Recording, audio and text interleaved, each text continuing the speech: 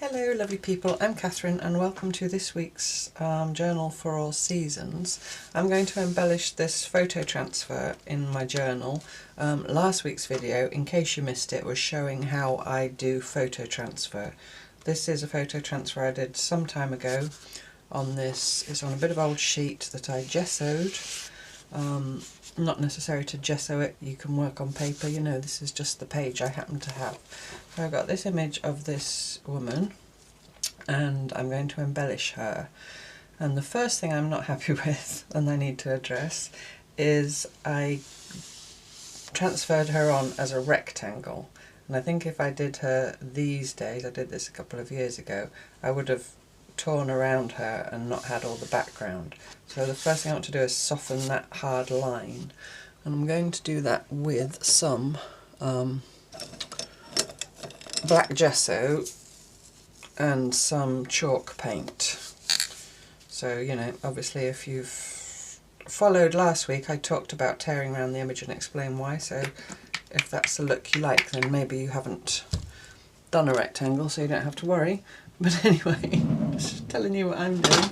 So I'm just getting a palette out. It's got some watercolour on it, doesn't matter. To get my grey paint.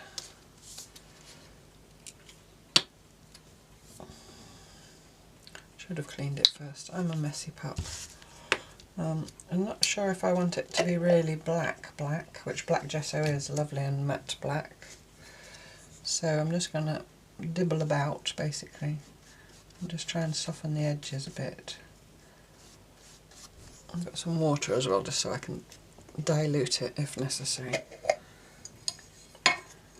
Because the main focus really is going to be, for me, her hair. Those of you who follow me regularly will maybe know why I'm focusing on the hair. But I also want to put her some kind of garment. And I've got some words, some wonderful words to, not my words, words from somebody else to put on at the end. So I'm just kind of, you know, dibbling about really. I mean, I'm not going to get rid of that line. I could have collaged first, I suppose, but sort of do it like this. Down here I'm going to put some kind of garment, so I'm not too worried. Let's go a little bit in the black. I haven't cleaned my brush. I've given my gesso a stir. You probably can't see my black gesso. It's a huge bottle I bought. I've just decanted some into that jar. But it's only a cheap one, you know, any black gesso will do. But you see how matte it is and dark.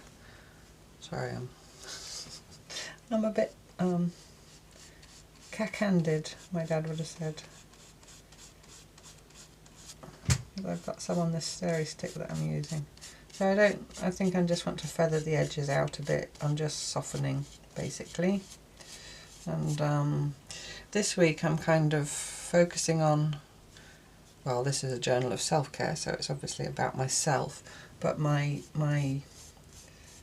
expressing myself more and more in the way that I used to before I didn't. Before I stopped. Does that make any sense at all? I'm now just mixing the black and the grey where they join.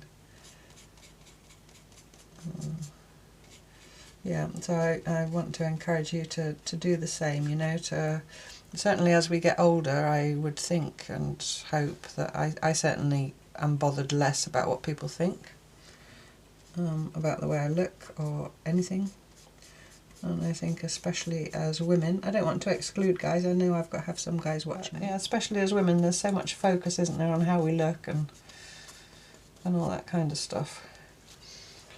So I just wanted to talk about, I say you do you all the time in your art when I'm doing, you know, when I'm talking about making art. And I guess I now want to say you do you in terms of you. So if you want to dye your hair bright green, or, you know, paint your nails purple, or have tattoos, or have piercings, or dreadlocks, or anything like that, and you have the wherewithals to do that, I would say go for it. Just go for it. It's difficult if you don't have support from people you live with, or, you know, people whose opinion you value. But I think people that I'm choosing my words carefully, because I don't, you know, I know not everybody is. I'm now free to do what I want. There's a song, isn't there? I'm going to put this stick down somewhere. I'm going to stick it in the water. You know, that's not the case for everybody. But within the bounds of what makes you comfortable, express yourself. In an ideal world, of course, loved ones will support you in doing you, no matter what that looks like. But I know that that is not always the case.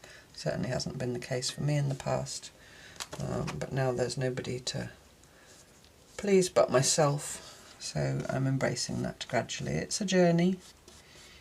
You know, it's a journey. I'm getting there. You can't just overnight, can you, if you've been not encouraged to express yourself or expected to express yourself in a certain way. You can't suddenly overnight snap your fingers and say, right, that's it, I'm not doing that anymore. But yeah, it's a journey, it's a process. I've started wearing rings again, which is not something I've done for some time, some years. I've had my dreadlocks put back in my hair, and this lady's going to get wild hair. There we go. So I'm going to leave that to dry. I think that's okay. I'm going to just tilt it actually so I can see it. It's quite hard to see flat. Actually, I think I'm going to soften it a bit more with a bit of kitchen roll out of my grungy kitchen roll stash of pre-used kitchen roll. What do you call it in the States and other countries? Kitchen paper? I can't remember what you call it. I don't think you call it kitchen roll. But anyway, you know what I mean. I'm just going to do some dabbing here and there. You see it lifts it off and just makes it all softer. I don't like that line very much.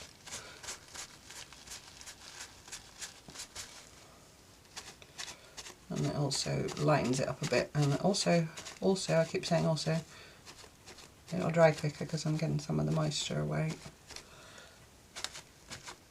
That's better. So I've taken some of the loose gesso and paint off up there, and I'm using it to soften this line down here, just around her face a little bit. And I thought of colouring her face, painting her face. I don't think I'm going to. I think I'm just going to leave her face soft and subtle, and just concentrate on her hair.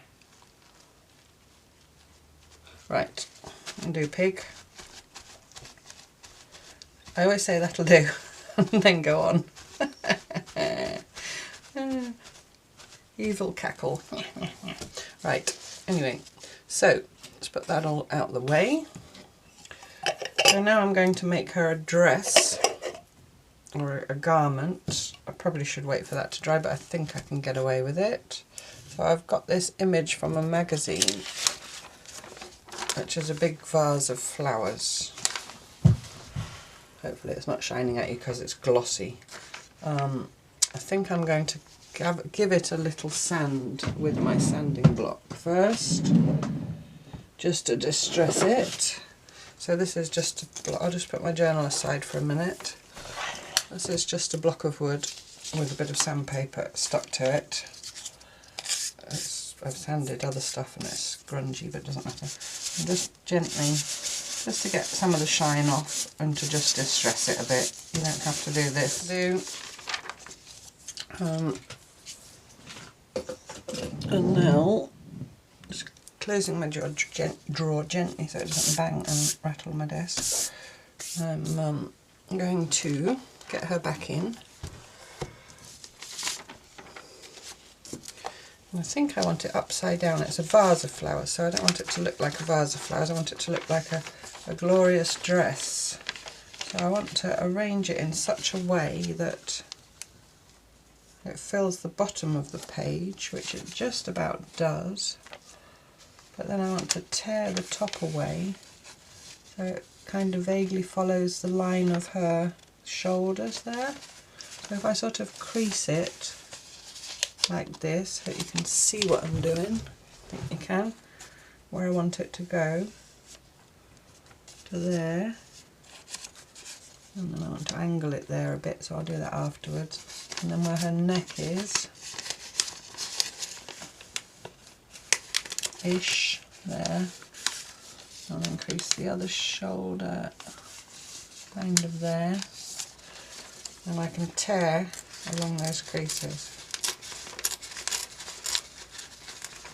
just roughly, and always tearing away from the image so that the torn edge is less noticeable. You can always, of course, ink it if you want to, if you've got that stuff. I'm going to tear down this torn line a little way, and then I can get all that excess off actually. See what happens when you tear it that way, you get all the torn edge showing. That will go in the collage, so now I can lay it on her. You can always tweak and fine tune. I want it a bit lower, like there. And then here, I wanted it to come a bit higher up, I think. So it's like she's wearing this fantasy gown of flowers.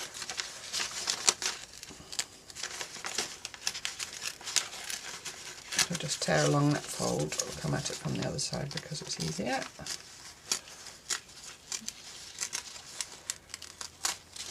There we go. So I'll just tweak it a bit there, that little weird shape.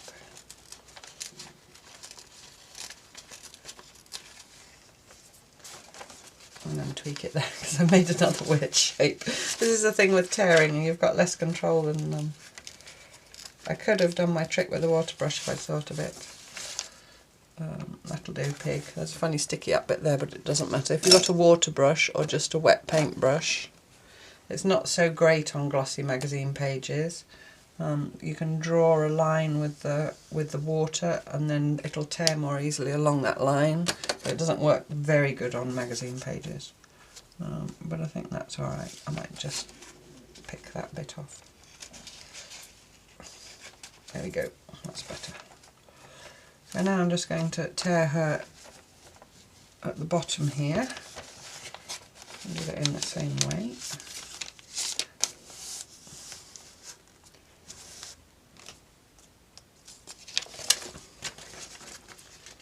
Could do that with a ruler if I wanted to. In fact, I probably should.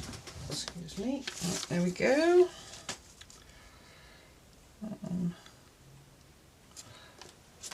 And I'll just get a tiny bit off this edge, just so it sits nicely. I'm not going across the two pages. I'm just going to write on this other page.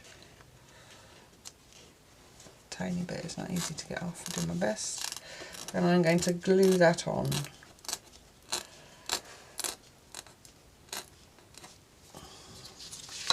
It's probably easier to put the glue on her. So I use my Mod Podge, I think. I use my Mod Podge. I'm running out of matte medium. I'm going to draw a line, just a guideline, where I want the glue, and I'm going to glue on the page, and then because the magazine page, when it gets wet with glue, it goes all flippy floppy and it's awful to handle, and it sticks to itself and it curls up and all that. So I think it's better to do it this way. So I'm just going to get my Mod Podge and cover that area that I've glued and stick that on. Okay, that's all stuck down. It's gone a bit crinkly, but that's alright, I don't mind. So it's, I don't know if it's a dress or if she's rising up out of a field of flowers, or, you know, whatever you want it to be really. So now I'm going to give her some mad hair. And I'm going to do her hair all this side, I think. And I'm going to use all kinds of bits of stuff, basically. This stuff. So I've got some fancy schmancy yarn that's lovely colours, that's a bit knobbly. This was a ribbon, a string ribbon that I've cut in half. Other bits of string, I've got some sari silk ribbon that I've torn really thin. You know, stuff, this sort of stuff. This is a bit of cloth twine, but it's very fine. I am aware that I do need to be able to close my book afterwards, so that's what I'm going to do. And then I thought, well, probably by the time I start it here and, you know, glue it like this, the ends aren't going to look very nice. So I've got this little bit of eco printed lace. It's from a doily, and I thought after I've got all her hair on, I can position that in such a way that it covers all those ends. So that's my plan. I'm going to use my tacky glue just because it's got a fine applicator. I don't think glue stick would work. I don't know, you could try it, I guess. So I need my scissors. But otherwise matte medium would work, you know, with a brush or Mod Podge, whatever you've got. So I'm just going to be quite free with it, I think, otherwise I'll be here forever fiddling about.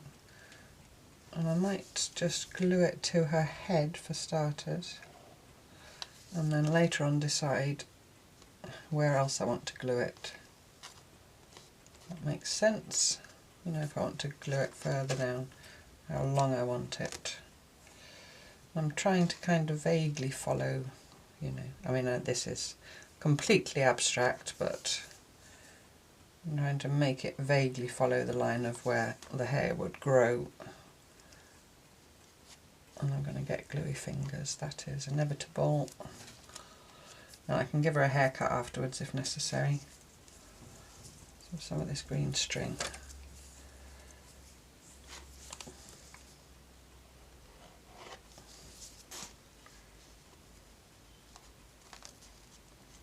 I'll trim some of that off. This might be completely mad. That's just an idea I had. We'll see. It's fun, it's a journal, it's for playing.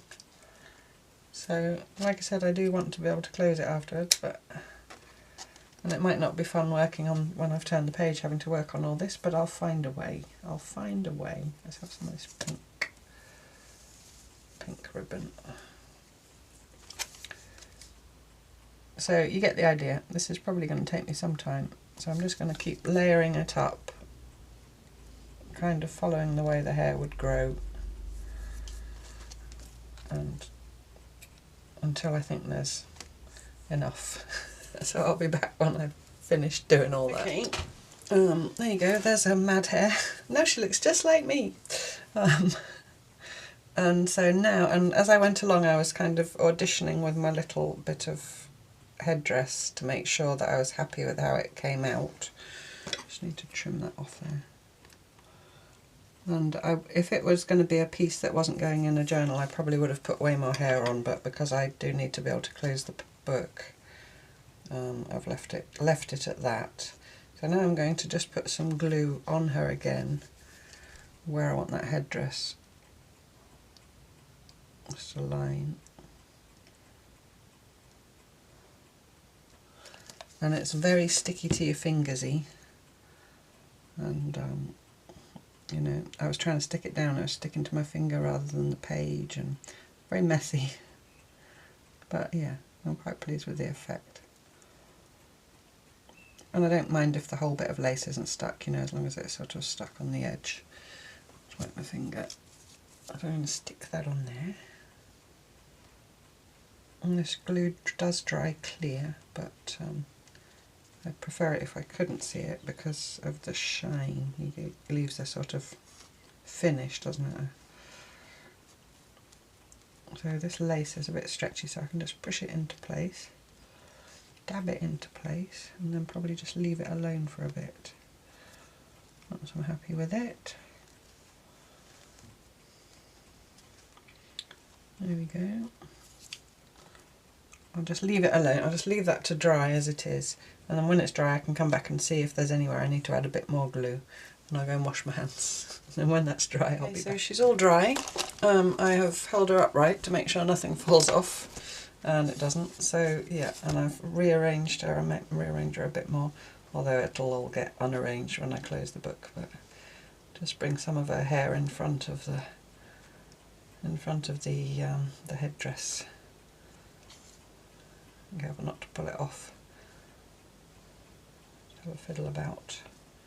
Fun, fun, fun. So I would encourage you to, you know, if mad hair doesn't speak to you, doesn't express you, then maybe come up with something else, and it might be how you actually do look, or how you intend to look, or, you know, how you, just a complete fantasy, whatever.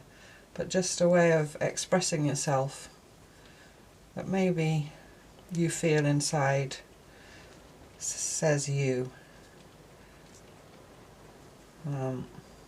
Yeah, stop fiddling about, Catherine. So I'm going to go and write on here the last stanza of a poem, and I've got some words to stick here. So I'm going to go and do that off camera, and then I shall come back and share with you what I've put on there. So I'll be back. So there we go, that's my finished spread, and I have taken my words from the poem Phenomenal Woman by the late, truly great Maya Angelou. And I'll read it to you. It's just the last stanza, so I think I'm alright with copyright. I do encourage you, if you haven't seen or heard, to Google Maya Angelou reading this poem herself, or presenting it live. It's just wonderful. So do go and look that up. So what I've written is, now you understand just why my head's not bowed. I don't shout or jump about or have to talk real loud.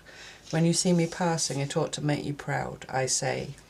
I get goosebumps because I can hear her now. That's not the poem, that's me. I can hear and see her now as she reads this last piece.